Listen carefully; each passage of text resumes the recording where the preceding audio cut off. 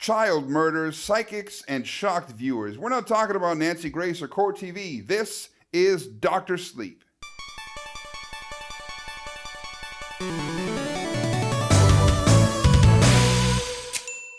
First up, big thank you to Store 974. Without that ticket that you guys got me, I wouldn't have been able to see the premiere, so thank you very much. If you live in Qatar, make sure you stop by Store 974 at the Gate Mall for all of your computer gaming needs, whether it be a PC gaming rig or the peripherals. That's Store 974. Go check them out. Dr. Sleep is a 2019 psychological horror thriller written and directed by Mike Flanagan. It's based off of the novel of the same name by Stephen King. Fun fact, Mike Flanagan also edited the movie himself. You guys will recognize Mike Flanagan for his amazing work in horror with movies like Hush, Oculus, and Gerald's Game, and the show Haunting of Hill House. This guy just eats, sleeps, and breathes horror. Cinematography was done by Michael Fimogauti. You know him from To All the Boys I Loved Before, Gerald's Game, and Haunting of Hill House. The music is by the Newton Brothers, who also scored The Haunting of Hill House, The Grudge, and Dirk Gently. The movie stars Kylie Curran as Abra, Ewan McGregor as a grown-up Danny Torrance, Cliff Curtis as Billy Freeman, and Rebecca Ferguson as Rose the Hat. So as you guys probably know by now, this is a direct sequel to Kubrick's The Shining. So not only did Mike Flanagan have to make fans of the Shining novel and the Dr. Sleep novel happy, he had to make fans of the Shining movie happy as well. So the premise of the movie is Danny Torrance has grown up and he's dealing with the ghosts of his past. They're messing with him so bad that he's become an alcoholic, and there's a lot of things that are really messing with him. So along comes Abra, a little girl who also has the Shining, just like Danny did as a kid.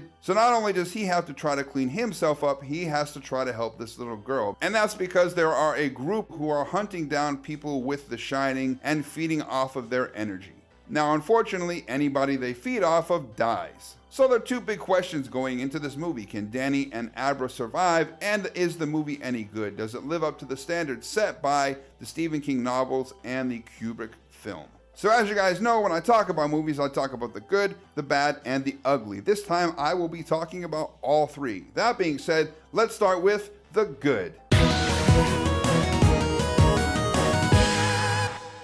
Rebecca Ferguson as Rose the Hat is just a kick-ass villain. She's a great villain, not just a villain in general, but she's an amazing female villain, which I don't think there are enough of. So to have her in this movie and to have her be so threatening, a lot of the times when she's on screen, I was genuinely worried for the people around her who aren't part of her crew. Even the people in her crew, the characters are interesting, the performances are great. You get why they're doing what they're doing, and like I said, you won't agree with it, but you know, it is compelling, and you do understand why they're these kind of just horrible people and they're doing these horrible things. And they actually show a lot of the stuff that they're doing and why they're doing it. And they spend enough time with these characters, good characters and bad characters alike, that you really get to know them so that when key moments happen, they have a much bigger impact. And they don't pull any punches. Mike Flanagan just basically said, like, you're going to see this and you're going to deal with it. And if you can't deal with it, go see something else. Something else that has a pretty big impact in the movie is all of the stuff that calls back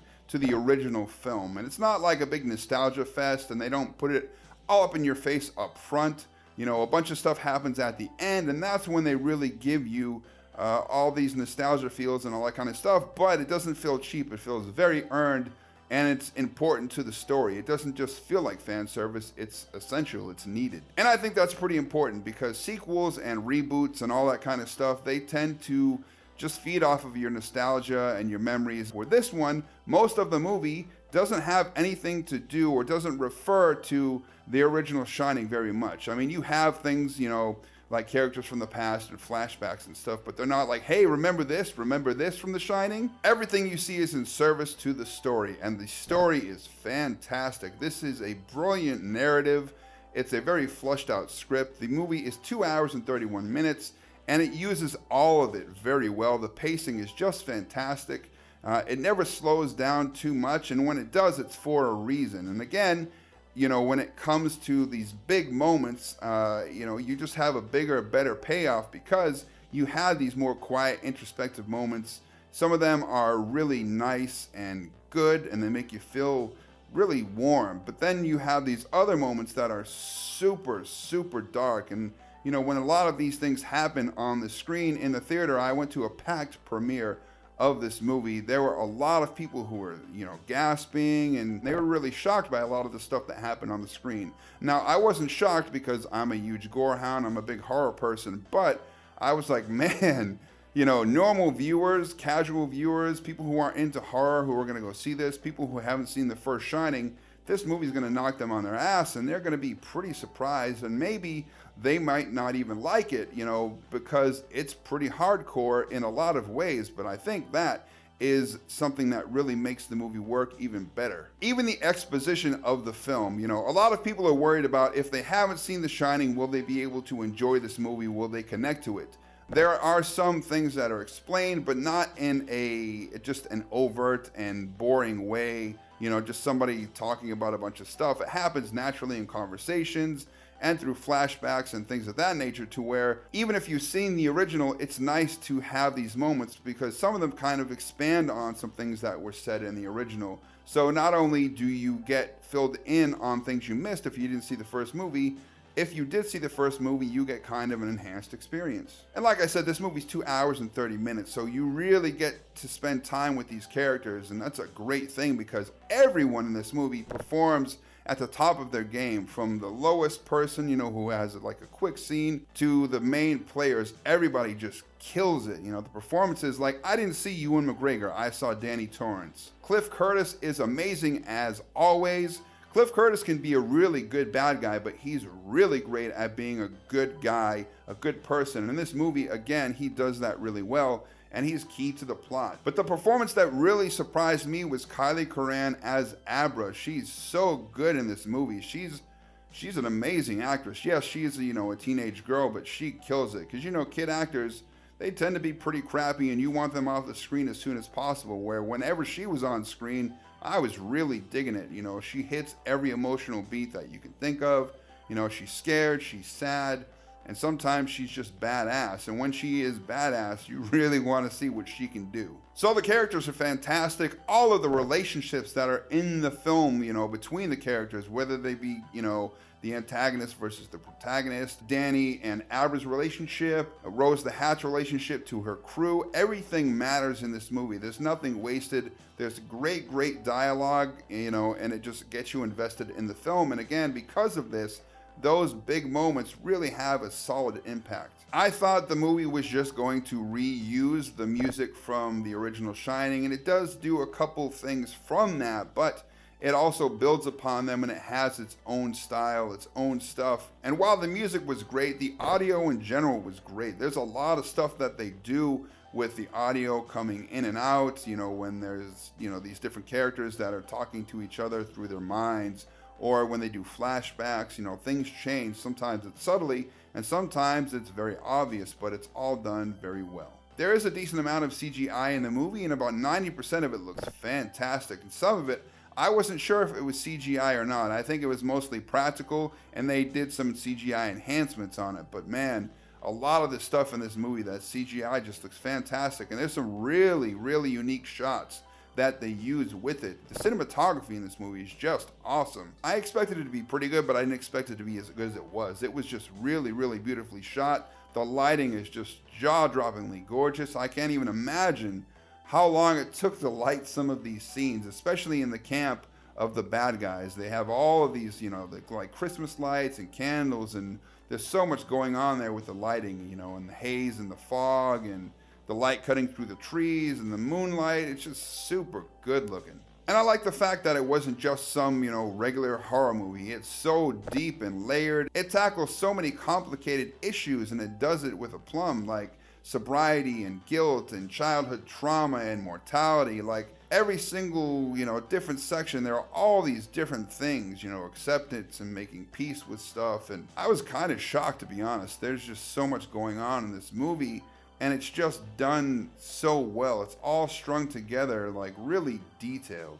It doesn't feel roughshod, like everything's thrown together around certain action sequences or whatever, like most movies tend to do now that are a bigger budget. And even if you are grown up, here I am, a 42-year-old who has seen every type of horror that you can imagine. There were so many times in this movie where I was feeling like this sense of dread and nervousness, and I was scared, and there were almost no jump scares. I think there were only like 2 or 3, and they were super earned.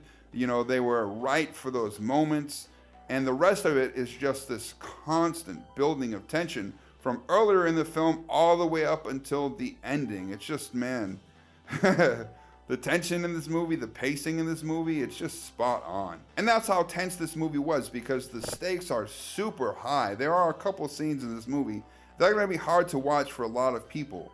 Even for horror fans, like I was just, you know, sitting there and I'm watching these scenes and I was like, man, this is pretty hardcore. This is really harsh. And there were certain times where I expected them to cut and go to something else, but they kept it going and it was rough. There are quite a few genuine surprises in this movie. There are some really surprising moments, things that I didn't see coming. Stuff that when it happens, you're like, holy crap, I can't believe they did that. Some of them are really great, and some of them, they are great still, but they're a bummer. You know, you just get really sad and you're like, oh man, come on, man, you know what I mean? But the core of the story are these good people who use their powers usually to help others in a good way, versus these bad people who basically feed off of the good. When you have these moments where they face off, or, you know, they communicate or whatever with each other, the good versus the bad, it is serious. It has a big impact, and you get these really great face-offs that matter. And basically every time during this movie where I was like, man, I wonder if they'll do this type of shot, or I wish they would do this, or I hope they hang on to this shot here and let it breathe. Mike Flanagan did it. This whole movie, man, it's almost perfect, to be honest. So with all that good out of the way, let's talk about the bad.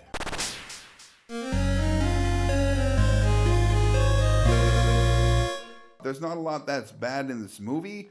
At first, it was a little weird seeing different actors and actresses playing roles of people from the previous film, but everybody who did it really nailed it. They really captured the spirit of these actors and actresses from the original film. But again, some people might not be able to get over that because they're stuck on that original film because it's so iconic. And while I did love the music and the audio mix and stuff like that, there is this effect that they use in the movie, which is a heartbeat. And it really sometimes telegraphs what's going to happen, or that something important is coming up, or that it's kind of like saying, hey, you should be scared or nervous right now because you can hear the heartbeat. So sometimes I felt like maybe they didn't need it, but it was never so bad that I was just like, man, this stupid heartbeat, you know.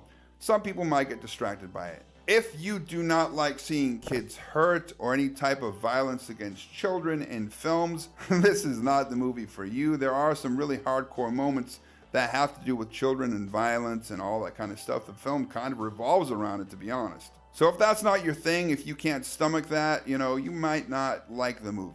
But I myself actually enjoyed those scenes. Not that I enjoy seeing kids get hurt, obviously. I mean, I'm a father. I don't want to see kids get hurt.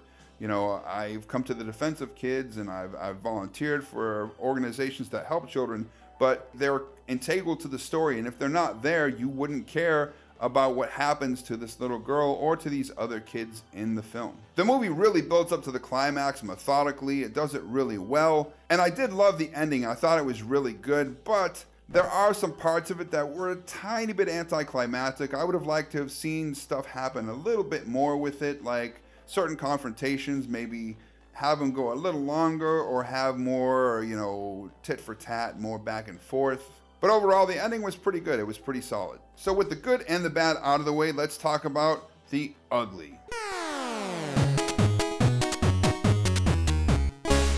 The only thing ugly about this movie, as always, that you have to deal with if you watch this movie in Qatar is the censorship. There are 10 cuts. 10 cuts in this movie. I knew I was going to see a rated R movie, and I was okay with that. Now, I still don't understand why, you know, they can't let us just do self-moderation, why they have to be this moral judge when they do these censored cuts. Now, I understand if they want to censor nudity or something like that, and if you guys have seen the original, you know about the lady in the bathtub, and that comes up a few times in the movie, and they do cut those scenes out.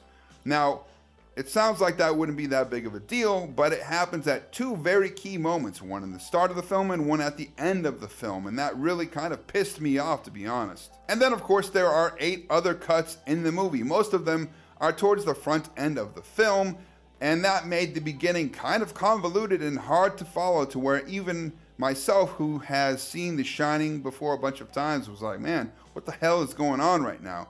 And I finally did piece it all together after the movie kind of settled in and gave you more clues. Now, you got a lot of these clues earlier on, but because, they cut out parts of conversations and they cut out this really important moment with Danny when he's younger and when he's older, where he's resolving certain things from his childhood. The censorship in this movie did screw it up a decent amount. Now, it's not so bad that if you're in Qatar or the GCC, you're not going to go to see the film. I think you should still go see it, but be forewarned, it's gonna dampen the experience. So I'm actually looking forward to seeing this, uncut. I think it'll have a bigger impact, because some of these moments were important and they had censor cuts. It's definitely something I recommend that you go see in theaters. And that being said, what is my score? Drum roll, please.